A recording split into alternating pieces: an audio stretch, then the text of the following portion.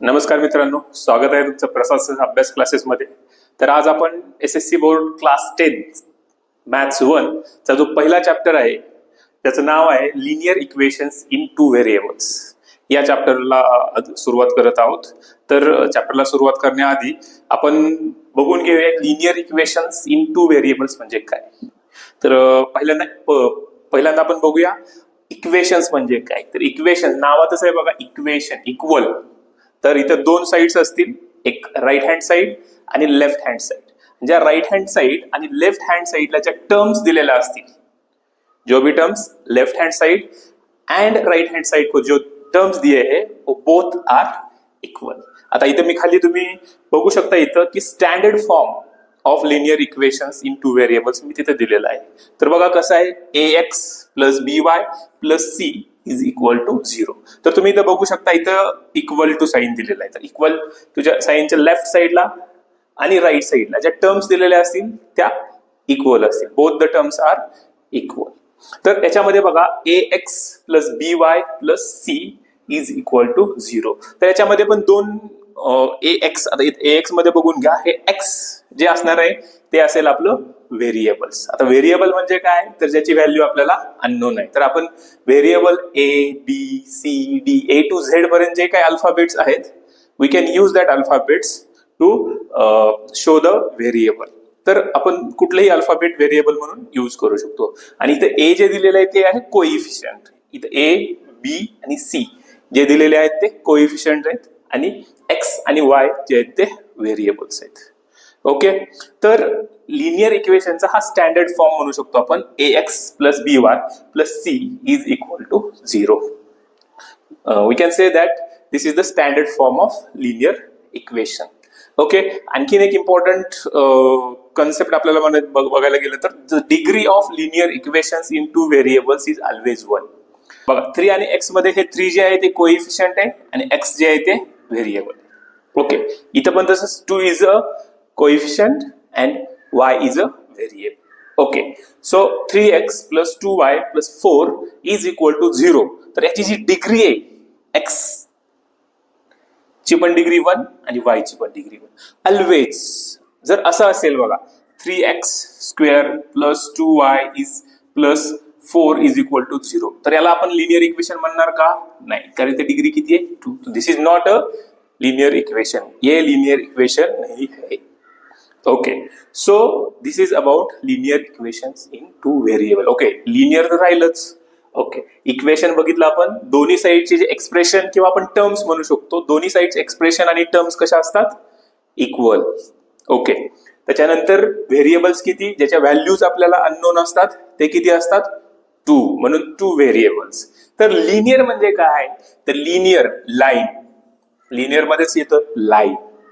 तर काय लाईन म्हणजे काय मग, तर त्याचा जर ग्राफ आपण ग्राफ पेपरवरती प्लॉट केला तर तो ग्राफ कधी पण स्ट्रेट लाइनच येतो. Graph is always straight line. Linear equation का जो ग्राफ होता है वो स्ट्रेट लाइन ही आता है. Okay, so this is the basic information about the linear equations in two variables. आता आपण प्रॅक्टिस सेट 1.1 ला डायरेक्ट आपण चालू करूयात. ओके, तर प्रॅक्टिस सेट 1.1 आपण आता बघणार आहोत. तर प्रॅक्टिस सेट 1.1 चा जो फर्स्ट क्वेश्चन आहे ती एक आपल्याला ऍक्टिव्हिटी दिलेली आहे. सो चलो we will solve that activity. So इसमें क्या दिया है, देखो 2 equations are given to us. 2 equations आपल्याला दिलेले आहेत आणि आपण त्याला सॉल्व्ह करूया. चला आता बघा, फर्स्ट इक्वेशन काय, तर 5x plus 3y is equal to 9. Equation number 1. 2x minus 3y is equal to 12. Equation number 2. 9th मध्ये पण तुम्ही या टाइपचे क्वेश्चन्स सॉल्व्ह केलेले आहेत, एलिमिनेशन मेथड. तर एलिमिनेशन मेथडनं आपल्याला हे सॉल्व्ह करायचं आहे.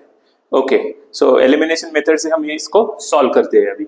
तर काय करायचं बघा, एलिमिनेशन मेथड मध्ये तर आपल्याला जे 2 इक्वेशन्स दिलेले आहेत त्या इक्वेशन्स मध्ये नीट बघायचं. 5x plus 3y is equal to 9 आणि 2x minus 3y is equal to 9. तर आपल्याला 3 इथं बघा, सेकंड y चं कोएफिशियंट बघा. एलिमिनेशन मेथड मध्ये ज्या व्हेरिएबलचे कोएफिशियंट सेम असतील त्या व्हेरिएबलला आपल्याला काय करायचे, एलिमिनेट करायचे, त्या टर्मला आपण एलिमिनेट करायचे, म्हणजे कट करून टाकायचं. तर बघूया बाबा, आता इथं बघा आपल्याला आधीच दिलेलं आहे 3y, इथं +3y आहे आणि इथं -3y. मग काय करूया आपण, जे इथं दिलेलं आहे मायनस दिलेलं आहे त्याच्या उलट करायचं. काय करूया, तिथं त्यांनी दिलेलंच आहे, लेट्स ऍड, चलो ऐड करेंगे इक्वेशन 1 and 2. तो देखो 5x + 3y = 9 and 2x - 3y = 12. Okay, तर काय झालं, आता आपल्याला ऍड करायला सांगितलेलं आहे. तर मग आधी ऍड करायचं, इथे जे आहे ते उलट करायचं. इथं काय केलेलं आहे, मायनस आहे, तर आपण काय करूया, ऍड. इथं ऍड केलं तर आपल्याला एकालाच नाही सगळ्यांना वाटायला लागतं, मग इथे सगळ्यांनाच ऍड करायला लागेल. तर बघा आता, ओके, तर काय होईल, प्लस मायनस होईल, म्हणजे काय 3 आणि 3 काय होईल, एलिमिनेट होईल. ओके, प्लस मायनस होऊन 3 आणि 3 काय झालं, एलिमिनेट झालं. ओके, आता काय होईल, इथं 5 + 2, याच्या पुढे प्लस आहे, याच्या पुढे प्लस, 5 + 2 7. ओके, 7, इथे काय येईल, 7 येईल, आणि इथं 9 + 12 इथं येईल 21.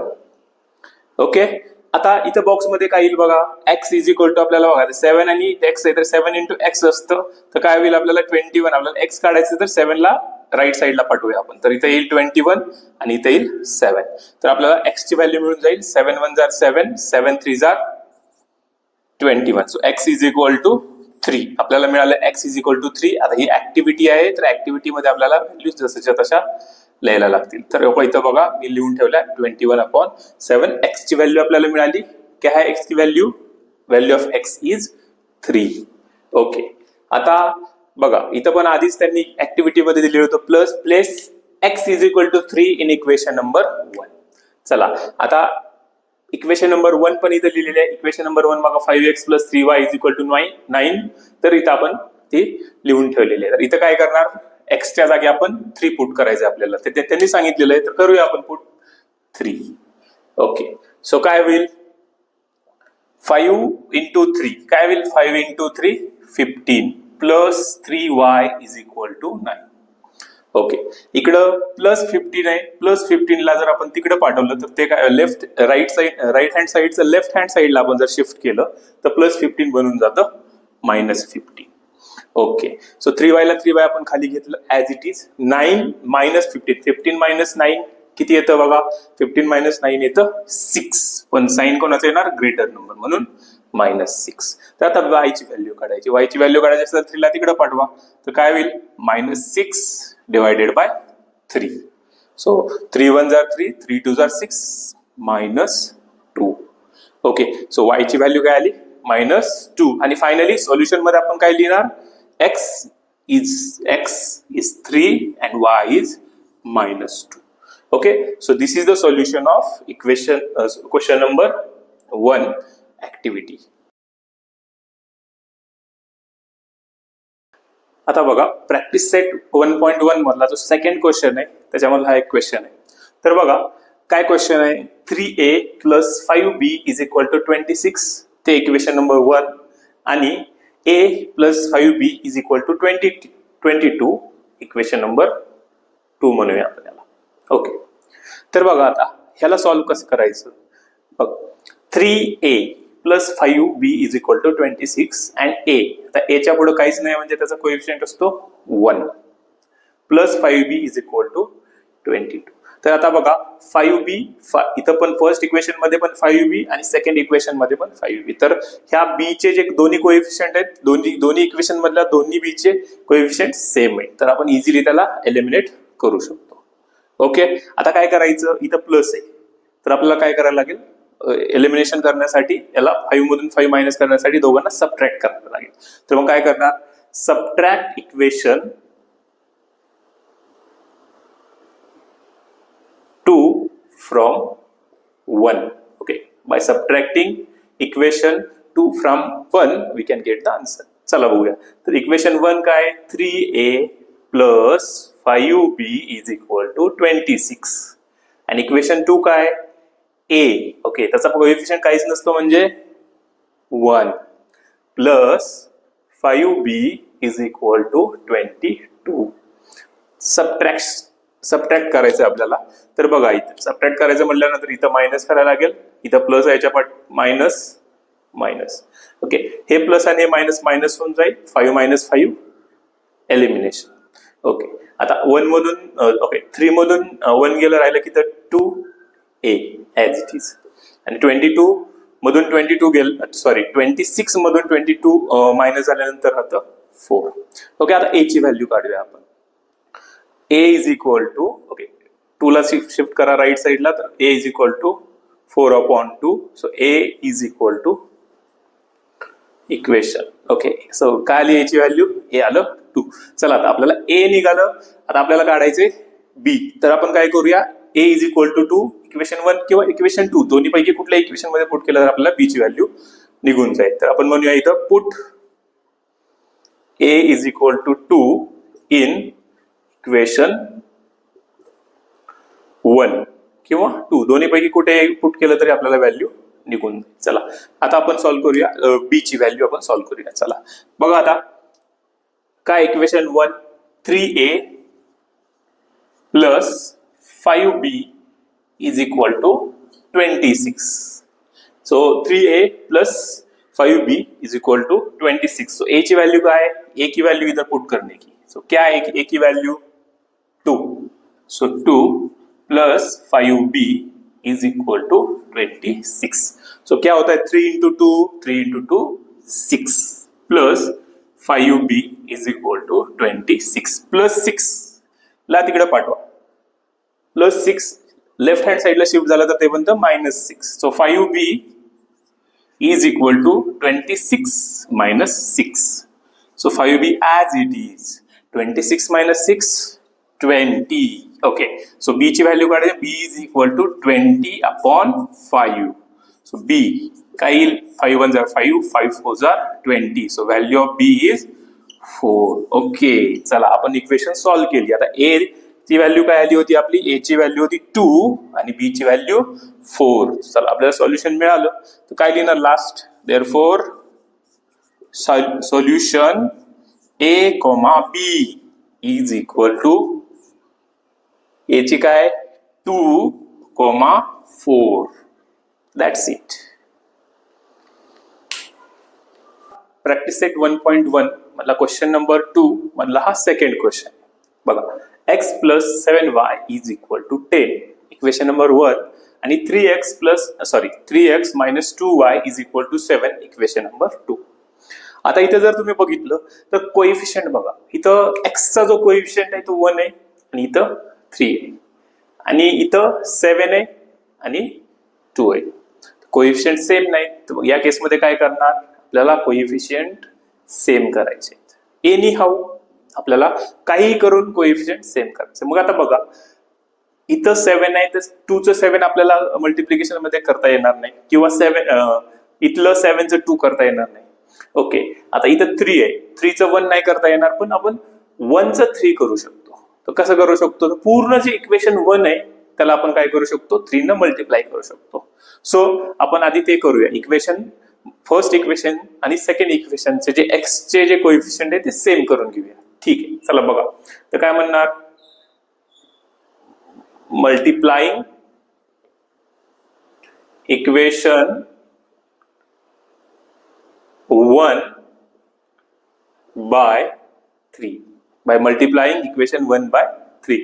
तर 3 न मल्टिप्लाय करायचं आपल्याला इक्वेशन 1 ला. तर बघा 3 इंटू x प्लस 7y ला आपण मल्टिप्लाय एकालाच करून जमणार नाही, सगळ्यांना द्यावं लागणार आहे. तर बघा 3 into 7y. Okay, 3 into x, 3 into 7y. तर मग जसं लेफ्ट हँड साईडला दिलं तसं आपल्याला राईट हँड साईडला पण काय करायला लागेल? द्यायलाच लागेल. तर काय होईल? 10 इंटू 3.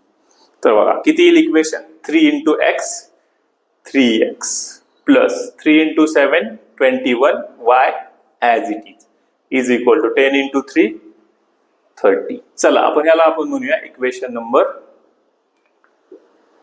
3. तर आता बघा इक्वेशन 2 बघा आणि इक्वेशन 3 बघा. 3x कोएफिशियंट सेम झालेले आहेत. आता काय करायचं? इक्वेशन 3 इक्वेशन 2 मधून सबट्रॅक्ट करायची. कसं बघूया. चला subtract equation 3 from equation equation 3 from equation 2 आपण ते करूया आता. तर बघा इक्वेशन 2 काय, 3x minus 2y is equal to 7 आणि इक्वेशन 3 काय, 3x plus 21y is equal to 30. चला आता सबट्रॅक्ट करायचे. तो सबट्रॅक्शन इथं मी आधी मायनस करतो. ओके, मायनस आणि याच्या पुढचं प्लस काय होणार, मायनस. ओके, हे प्लस आणि हे मायनस, हे पण मायनसच होणार. ओके, चला आता काय, याच्या प्लस आणि हे मायनस, मायनस होणार. आता काय होणार बघा, आता हे मायनस 3 आणि 3 काय झालं, एलिमिनेट झालं. ओके, आता -2 आणि -21 तर ते काय होईल, -23y is equal to. Okay, आता हे -30 आणि +7 काय होणार, प्लस मायनस मायनस, तर 30 मधून 7 गेल्यानंतर आता 23 पण साइन 30चं म्हणजेच मायनस. ओके, सो आता y ची व्हॅल्यू बघा कशी काढणार, y इज इक्वल टू -23, हे 23 इकडे शिफ्ट होणार आणि डिवाइड करणार आणि y ची व्हॅल्यू येणार -23 -23 get cancelled and value of y is equal to 1. Okay, value of y is 1. अशा प्रकारे आपण आता y ची व्हॅल्यू काढली. आता आपण काय करूया, x ची व्हॅल्यू काढली. तर आता काय करणार बघा, y इज इक्वल टू 1 आपली व्हॅल्यू आलेली आहे. आता x ची व्हॅल्यू काढण्यासाठी काय करणार, y इज इक्वल टू 1 आपण कुठल्याही एका इक्वेशन मध्ये पुट करू शकतो. चला मग आपण काय करूया, इक्वेशन नंबर 1 मध्ये put equation y is equal to 1 in equation number 1. Okay, put काय म्हणणार, y is equal to 1 in equation 1.